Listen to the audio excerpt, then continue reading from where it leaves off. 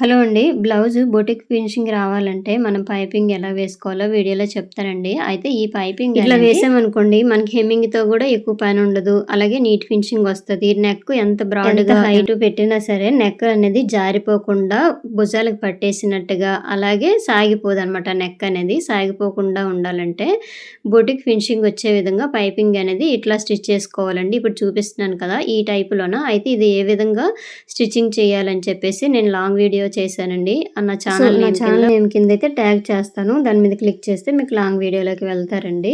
So, చూడండి ఇప్పుడైతే నడుముకి గూడా పైపింగ్ అనమాట.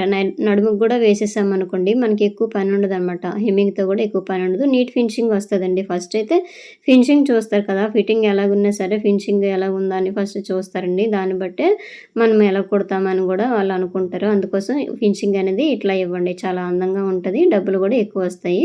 ఒకసారి లాంగ్ వీడియో చూడండి. వీడియో నచ్చితే లైక్ చేయండి. Thank you.